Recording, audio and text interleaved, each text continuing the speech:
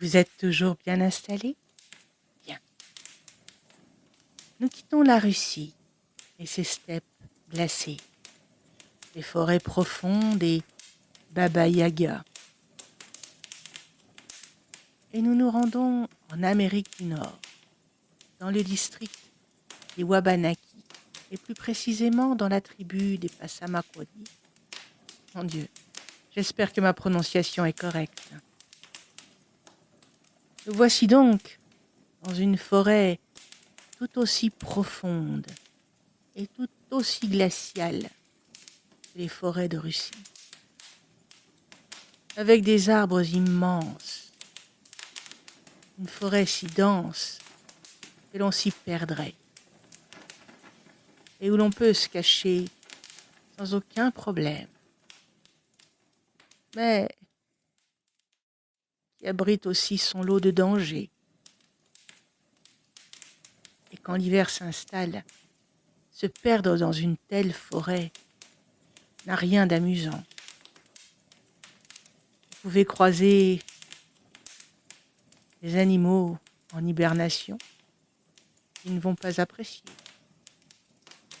Et puis, vous pouvez croiser aussi d'autres animaux qui, eux, n'hibernent pas, mais qui pourraient bien profiter de l'opportunité pour vous prendre pour proie.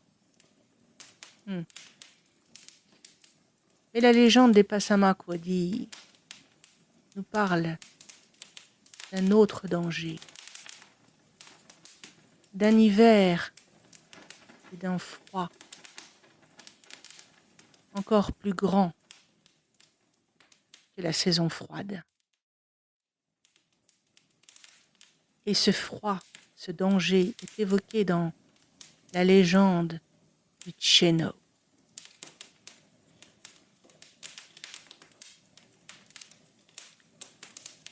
Il était une fois...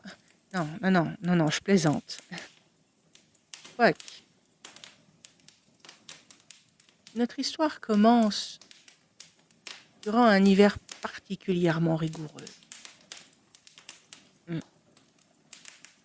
Durant une période que l'on appelait la lune de la faim.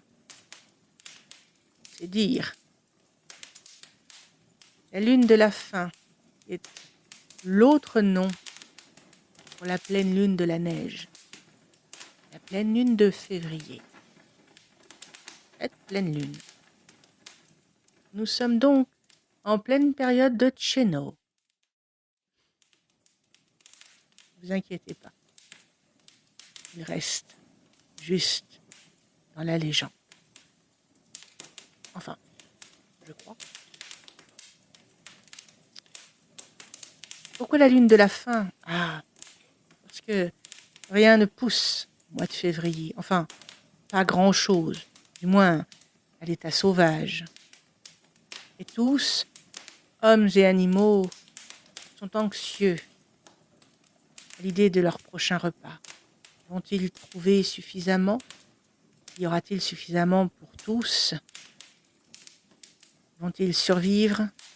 Est-ce qu'il y aura à manger aussi demain?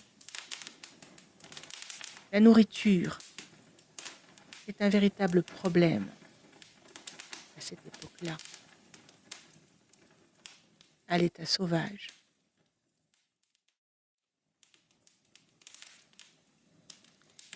C'est une époque où il est important de prévoir quelques réserves pour soi, mais pas seulement pour soi.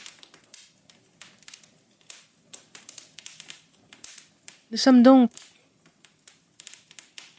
cette grande forêt, en lisière de forêt, et l'histoire nous emmène chez un jeune couple.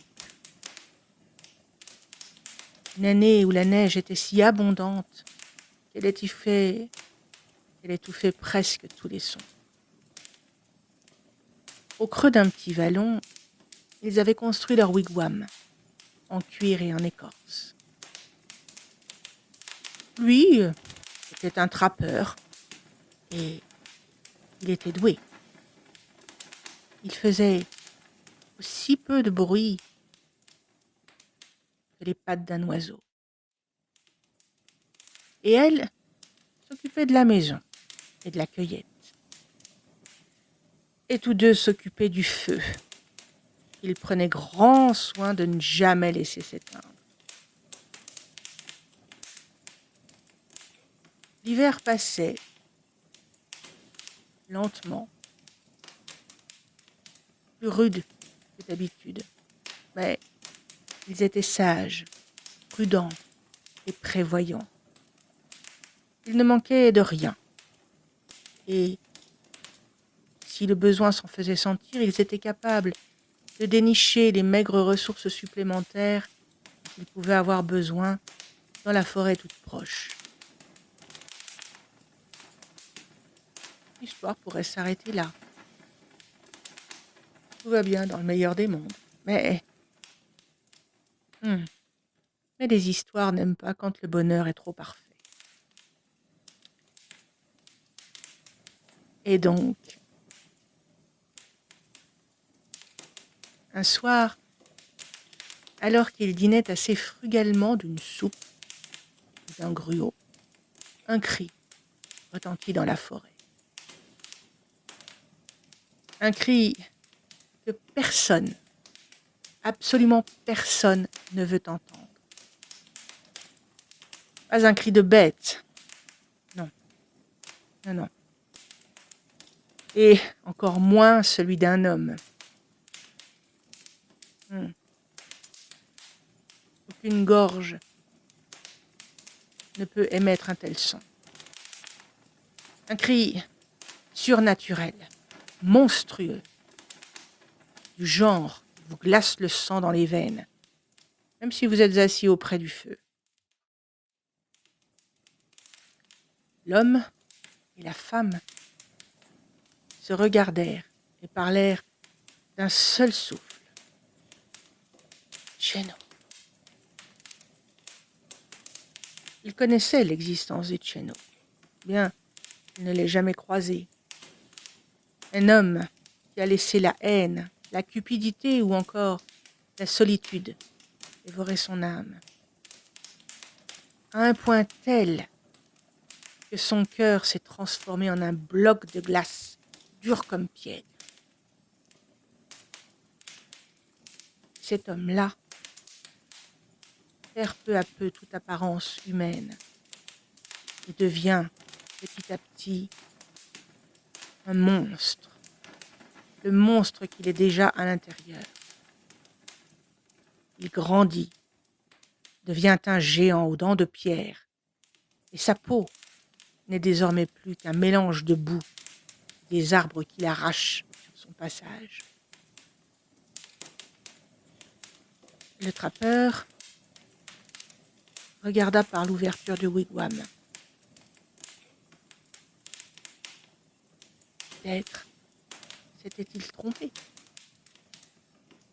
Mais lorsqu'il vit l'ombre du Tchéno s'agrandir encore et encore, à mesure qu'il approchait, il sut que son dernier espoir s'était envolé. Il le voyait d'autant plus clairement que la lune était pleine et que le Tchéno arrachait tous les arbres sur son passage. Il avançait vite. Il avait faim. Il avait senti la chair humaine qui seule apaisait sa faim continuelle. La femme, qui était sage et qui essayait de garder la raison, regarda son époux et dit « Si nous luttons, nous mourrons. Si nous nous enfuyons, il nous rattrapera et il nous dévorera. » Le mari acquiesça. Il n'y a qu'une solution. Nous devons l'accueillir en invité. Le mari comprit. Il prit une courte inspiration, calmait son cœur et sortit. Les bras grands ouverts. Te voilà enfin, grand-père. Nous t'attendions. Le monstre s'arrêta, net. Ce n'était pas là l'accueil qu'il recevait habituellement. Il cligna des yeux, tentant de comprendre ce qui se passait. Grand-père, il était attendu. Voilà des mots qu'il n'avait plus entendus depuis des siècles. « Viens, grand-père », ajouta l'épouse qui était sortie du wigwam, elle aussi. « Tu as l'air bien fatigué, viens, il y a un bon feu et le ragoût est prêt. » Ah.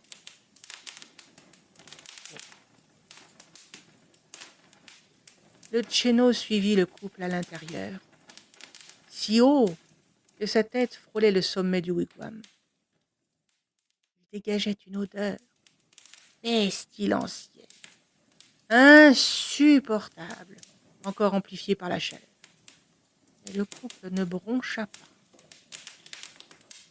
Ils le firent asseoir à la meilleure place, près du feu, et lui servirent les meilleurs morceaux de ce qu'il possédait.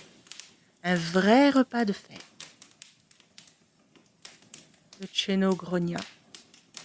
Un son si profond qu'il semblait devoir ébranler la terre. Il accepta la nourriture offerte de si bon cœur. On pourrait croire qu'il se jeta dessus, mais en fait, il mangea avec une sorte de retenue, de révérence pour les plats qu'il goûtait. Et pour agrémenter le repas, le couple lui fit aussi la conversation. D'abord en lui demandant de ses nouvelles, puis en lui parlant de leur vie, de gens qu'il avait peut-être croisés. Ils lui racontèrent tous les petits riens qui font que la vie est belle.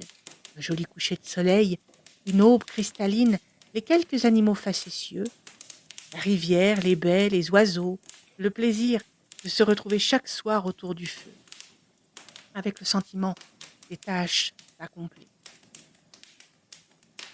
Sous ce flot de paroles tellement anodines, pourtant si chaleureuses, le tchéno sentit quelque chose craquer dans sa poitrine.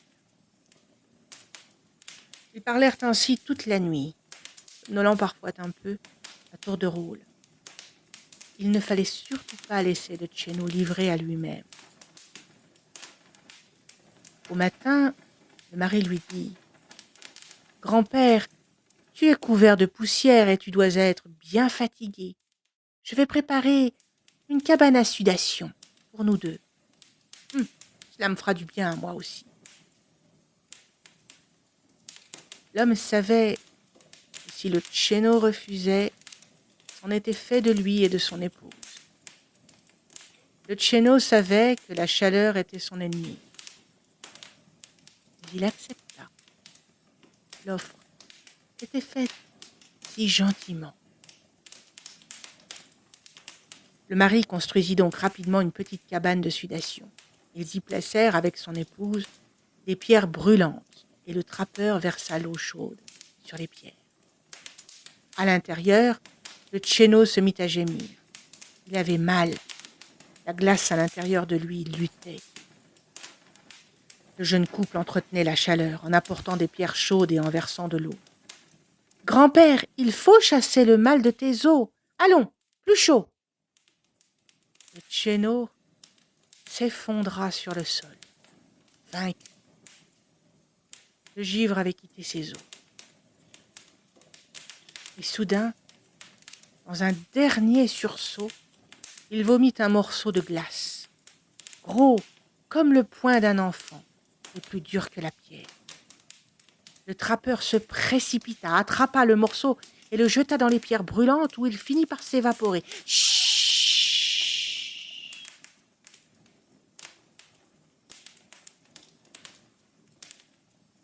La vapeur, à l'intérieur de la cabane de sudation, était si dense que l'on ne distinguait rien. Le trappeur et son épouse ouvrirent largement la cabane pour évacuer l'air chaud. Peu à peu, ils purent distinguer non pas un monstre, mais un homme vieux, rabougri, minuscule, ridé comme une vieille pomme, et pleurant à chaudes larmes. Il se redressa un peu, regarda ses mains, ses bras maigres, ses jambes. Ça alors, je me souviens de qui je suis. Je me souviens même de mes parents. Le Tchéno avait cessé d'exister. Il était redevenu homme. Il passa l'hiver avec eux et les régala d'histoires tout au long des longues soirées qu'ils passèrent ensemble. Des histoires que seul le grand froid peut enseigner. Mais la vie qu'il avait menée avait épuisé son corps. Lorsque le printemps arriva, le vieil homme alla se coucher, s'endormit et s'éteignit paisiblement dans son sommeil. Au matin, à sa place, le trappeur et sa femme retrouvèrent un petit tas de cendres tièdes. Depuis ce temps-là, la tribu des Passamaquoddy disait que l'hiver le plus à craindre n'est pas celui qui se déroule dehors, mais c'est celui qui s'installe dans le cœur. Et que pour l'empêcher de s'installer, il faut parfois avoir le courage d'appeler son ennemi grand-père.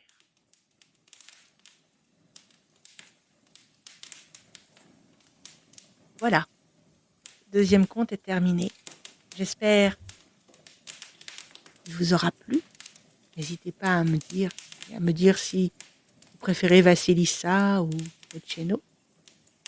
Et maintenant, je vous invite à suivre le nouveau conte, le troisième de cette série, qui est Silla.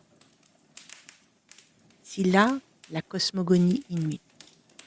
Vous verrez, je pense que ça va vous plaire.